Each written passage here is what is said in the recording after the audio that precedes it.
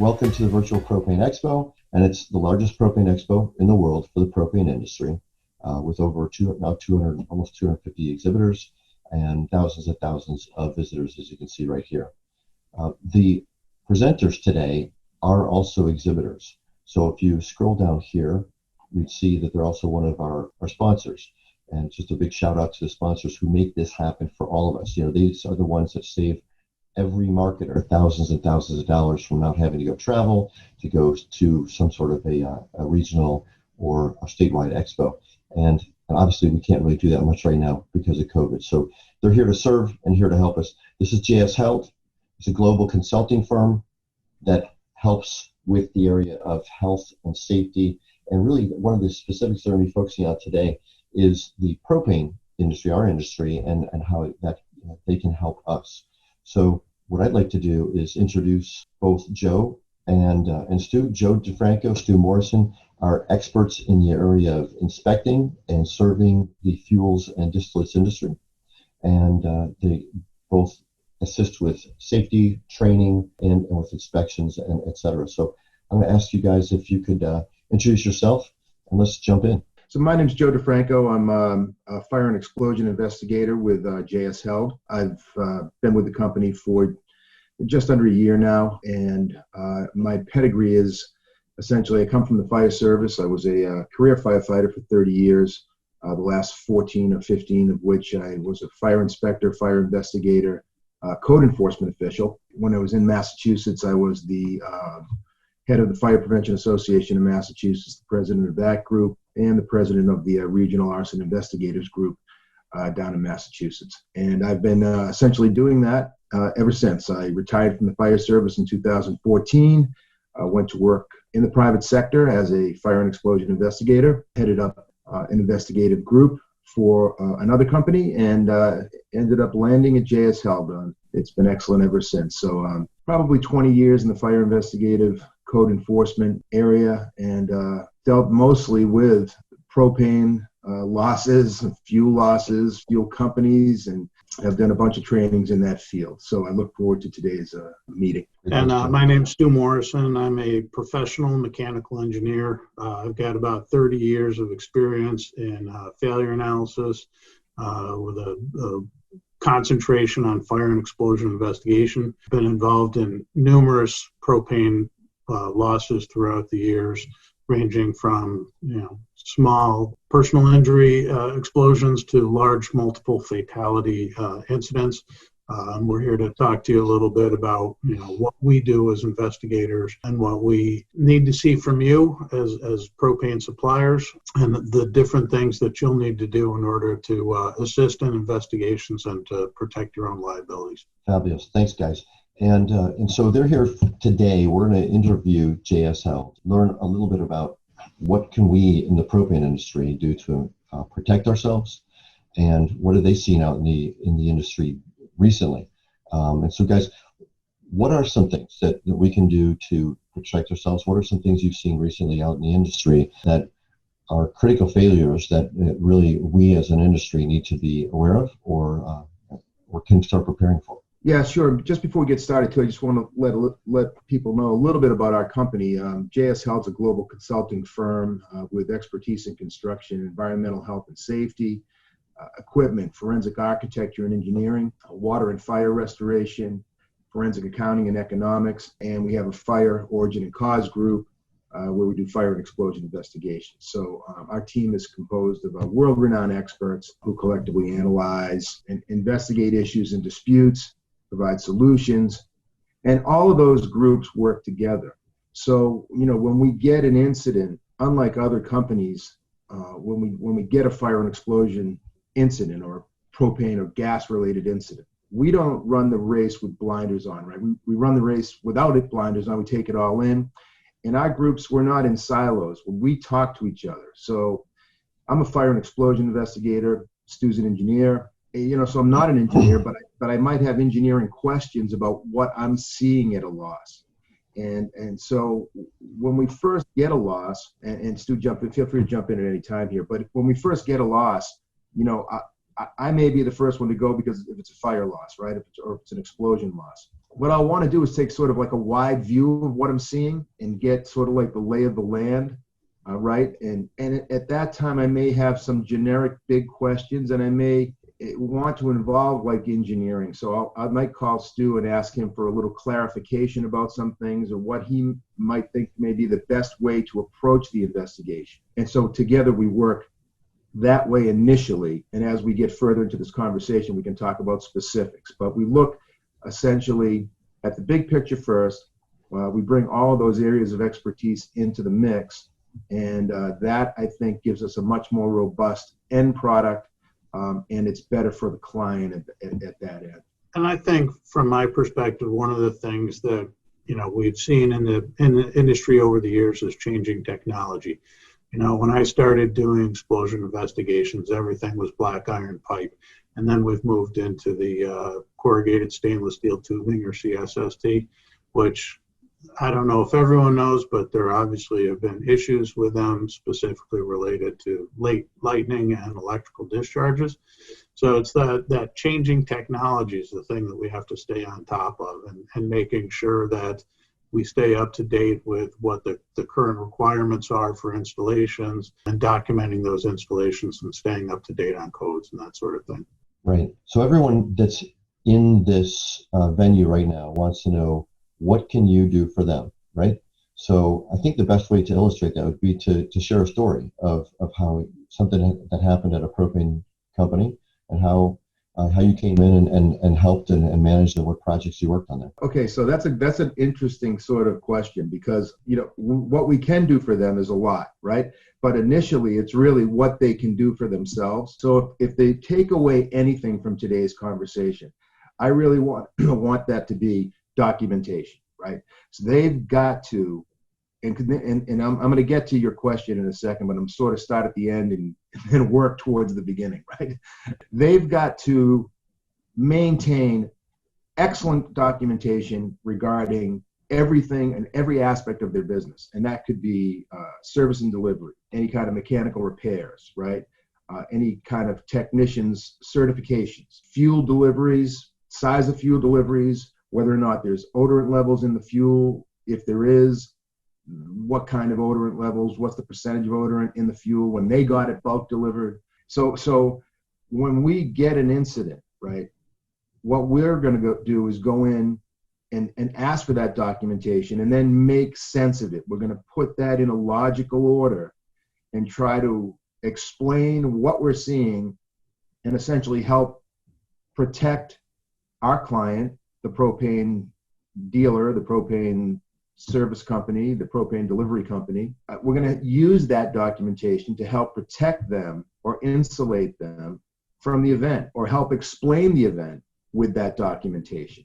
So that's really what we do when we go in. We're going to find out what happened, and then use the documentation from the company to either explain how it occurred, or explain why they were or were not involved, and essentially, in most cases, help limit their liability in the incident.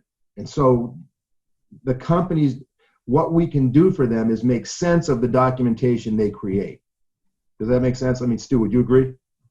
Absolutely. And I will say, one of the things that I've seen a lot throughout the years is people failing to document and maintain their tanks. We were involved in a loss a few years ago where there was a tank that had been sitting at a customer's home for years. Wasn't really in the right kind of place, so the tank eventually rusted out, had a small hole in it. The hole was right next to a basement window, and the gas migrated into the basement and was eventually lit off by the well pump. And there was a significant explosion. When we looked at the tank, we found out it hadn't been tested in, I think, 46 years or something like that. So it's those little things that you have to make sure you dot the I's and cross the T's, and make sure all of your equipment is up to date, all of your equipment is being checked on a regular basis, and there's documentation to it. Got it. Okay, yeah. Well, it doesn't seem like there's a real lot of love for paperwork in this industry, or many industries, right? For any industry. Right. Yeah. And And so documentation. All right, that's fair. And when it comes to documentation, are you recommending people consider using digital devices now to help assist in that, or continuing, or is any documentation is better than no documentation, right? Right. Yeah, my advice has always been to anytime I've gone out and done a training at a gas company or a fuel delivery company, my advice has always been every technician or every delivery driver's got a cell phone. We all have cell phones, right? I mean, and every one of those cell phones has cameras. So I've always recommended that if say a fuel delivery driver rolls up, and I've had incidents like this where a fuel delivery driver rolls up to a house in the middle of the winter, they can't access the driveway. They can't access the house for fuel delivery because the house isn't plowed or it's full of snow, but then they drive off. Okay. Well, if they just took the time to take a simple picture of the driveway at that moment, that bit of documentation would help save them from a run out or a freeze up claim that might occur because they couldn't make that delivery, right? If they go to a house to do just like a yearly tune up on a furnace or on a stove, right, at the house, and they notice that there's combustibles too close to that appliance, take a picture. If they don't take the picture and then there's a fire a month later, and even though it's not any fault of the propane company or the propane technician, what was the fire was because combustibles were too close. I've seen this happen. And if you had the picture, I mean, literally the picture, well, there's that saying, right? A picture's worth 1,000 words. It could also be worth saving you like $1 million in a loss, literally. So sending your technicians out and setting your system up so that when your technician just takes a simple picture, even if nothing's wrong when they're done, not just pictures of problems, but also pictures of look at I cleaned this place, it looked great. The fill and vent are fine, or the regulator looks great. Take a picture of what's right and add it to the file, and that way, if there's an issue down the road, you can say, hey, listen, we were there a week ago. We got a picture of it. It looked excellent. No reason for us to have any concerns. And Joe brings up a good point. It's not just about fires and explosions, but it's also about freeze-ups, out-of-fuel issues, things like that will be brought in on behalf of someone's insurance company to look at this. So fuel record documentation, just about anything that you can keep a record of, you should. All right. So when it comes to incidents, other incidents you've seen that are good examples of what we should be concerned about, what else have you seen recently? One of the things that I wanted to touch on is we got involved in a large explosion, fatal explosion a few years back, where it turns out that it was a comedy of errors. I'll say there was a motel that had a pool, and they decided that they weren't going to use the pool anymore, so they were going to cover it over and build a restaurant. They didn't fill in the pool. They left the pool open for storage, and they eventually ended up with a gas leak that filled up the pool under the restaurant with propane. Waitress is vacuuming the floor and actually pulls the propane up through the trap door in the floor. Huge explosion. A couple of people died. And the big thing with this one is there had been several changes in suppliers throughout the years, and no one had documented doing a pressure test of the system. And when we eventually dug up the buried gas lines, they were so badly corroded, there's no way that they would have ever passed a pressure test, probably in the last several years. So remember, when you're changing service, when you're taking on a new account, it's important to do that pressure test and document the results of that it held pressure, so that when you took over the system, it was intact. Yeah, leak checks are critical as well too. So when you the pressure check or the pressure test when you take the system over is one thing, and there's a real distinction between leak checks and pressure checks. So the leak check is done with actually the ambient gas in the system, and that's done if you have a run out or if the system falls below a certain percentage in the tank. we like to advise people, if it gets below 5% in the tank, even if it's not necessarily required to do the leak check, that you should do the leak check. It's just a protection for you to say that the system was not, was viable, was holding ambient pressure at the time you made the delivery. So one of the first in most fires and explosions that involve obviously propane delivery company, any fire or explosion in a house is going to be questioned. The propane company is going to get questioned immediately. And one of the first questions there's two questions that they get right off the top. Was there odor in the gas? Because people are going to say, well, I never smell gas. So was there odor in the gas? That's number one. And number two is, we ran out of gas. Was there a leak check? People are gonna want to see that documentation. I mean, we're gonna want to see it, and that's why that documentation is so critical. So any records of pressure tests, leak checks, and odorant are critical, and those are essentially the first two things in a loss that people on our side, on the opposing sides, are all going to look for. So Stu is right. To maintain records of those particular items is critical. The other thing I'm going to add to that is, if there's an incident after some type of service is done or a service call, make sure you interview that employee or technician, whoever was out there at the scene, right away, so that you can get a firsthand early recollection of what he saw, what he did, who he talked to, that sort of thing. Those are the sorts of things that are going to become critical if anything ever does head to trial 5, 6, 7 years down the line, and no one's going to remember that at that point. So get it early, get it documented, take a written statement, something like that, and just put it in the file so that there's something there later on. Yeah, I mean, that's critical, and it's also good to, if it's possible, right after an incident. Let me explain it via a story here. I had an explosion at a home in the southern part of the United States about a year or two ago. We had just delivered, the company that I was representing had just delivered propane to the house, right? No issues. Homeowner would not let them into the house to do a relight or check the appliances. They said, no, we're all set.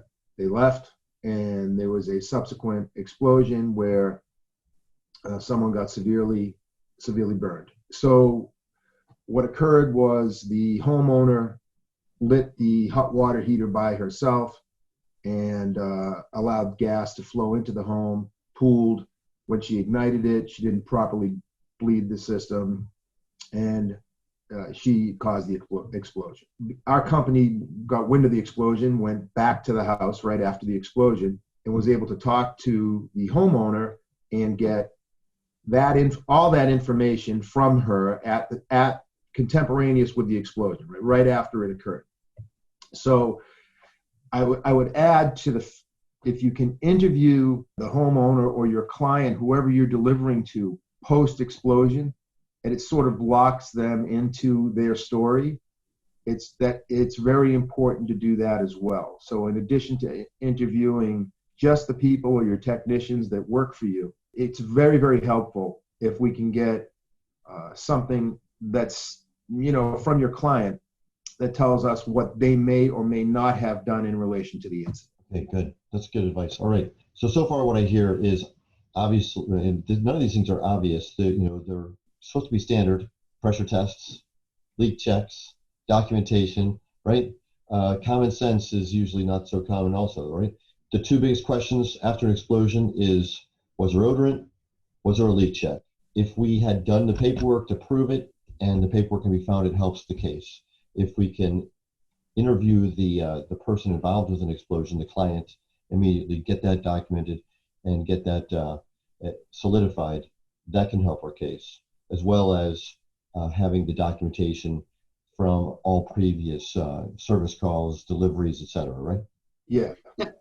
And luckily, these incidents don't happen every day, and probably most of the people, especially the smaller suppliers, have never come across this. So that's why we're here to try and give our experience and our expertise, because obviously being the people that get called in once an event happens, we get exposure to all the different sides. The good sides when people have all the documentation, and the bad sides where, Larry was out there and he said everything was fine. Well, do you have the results of the pressure test?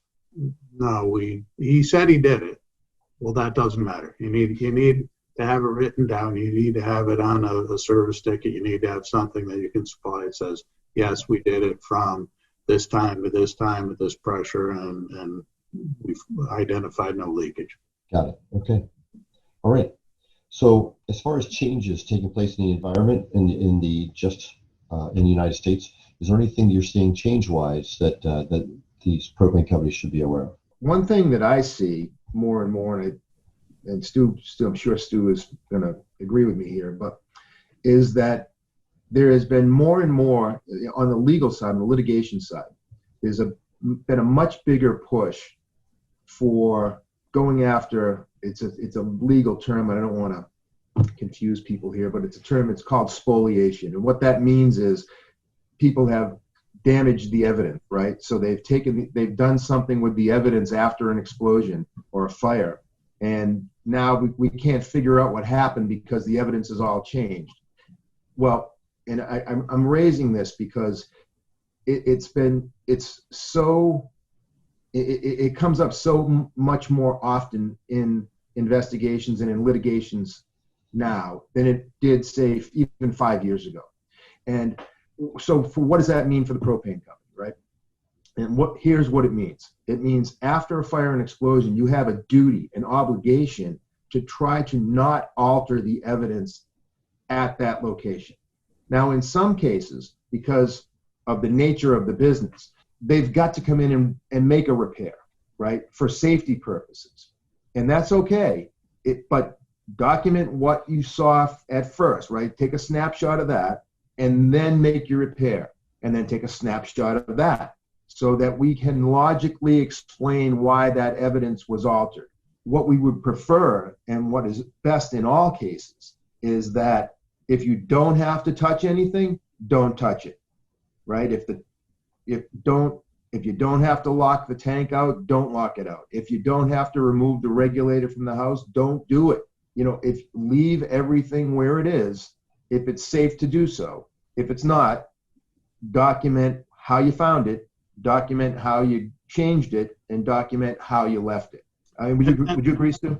I would agree, but one of the things I would say, like, if there is, try and be as inobtrusive as possible. So, like, if there is a safety issue and you need to lock out the tank, by all means, lock out the tank. That's the least of our worries is disconnecting the POV and putting in a lock and being done with that. It's usually more important to make sure you don't alter anything within the structure, especially if it's an explosion within the structure. You want to keep all the regulators there. The investigators are all going to want to check the flow and pressure output on all the regulators. So everything that can stay should stay, but of course safety is the first issue, and you have to take care of the system and make sure that it doesn't become more of a problem than it already has been. Great. Any last words of recommendation for the propane industry? I would just say, remember, the business that you're in, you're going to get the finger pointed at you first when a loss happens. So I'm sure you've all experienced that. I think the key is getting the quickest response. I suppose my biggest suggestion would be when something occurs that's not good or places you in potential jeopardy or your business in potential jeopardy, right? Don't try to do it yourself. There's people out there, people like us, that are there to protect your interests, to be able to explain what you've done logically and technically. And the earlier we're involved, the better it is for you. So I think that if there's one takeaway that you can take with you, it would be, don't go it alone. There are people out there that can help you, and you should get us involved as soon as possible so that we can help you do the right things, take the right actions after a loss, and help explain what occurred to the betterment of your company. And to go along with what Joe said, about the propane industry always getting a finger pointed at them. I was involved in a loss years ago. It was a relatively small explosion down in the basement of this house. It was a fairly new house. Owner had basically put in all used appliances when he had the house built. Explosion occurs. We go out there on behalf of the insurance company, test everything. Propane system doesn't leak at all.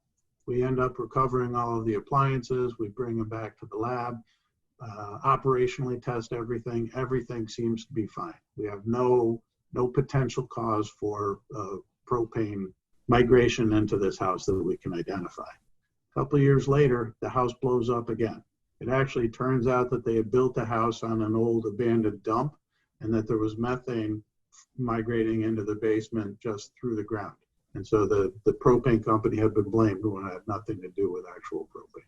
Wow. All right. So if you're a propane company and you run into an issue, JS Held, these two gentlemen, their team can come in and help review, help you protect yourself, help check and see what it is that caused it. Maybe it was nothing to do with you, God willing, and they can help structure the evidence, the information, the documentation to help protect us as a propane industry.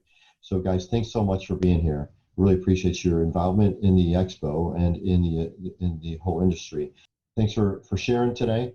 And for everyone that would like to follow up with JS Held, as I showed earlier in this interview, right on the virtualpropaneexpo.com, you can go into exhibitors, type in JS Held, or you can go right to the sponsors and click on their logo, JS Held, to bring you right to their Expo booth. And you saw there's buttons right there you can click on, and it'll take you right to their site. It'll take you to more information about them. It has some videos to explain more and can help explain more in depth of what are all the different products and all the different services that they provide. Guys, thanks a lot. Thanks for being here. And everyone that is on the Expo, appreciate your involvement. Remember, the sponsors like JS Held are what make this whole Expo happen. So if you think that they can help you, please reach out to them today. Guys, thanks again. Have a great day. Thank you, Bill.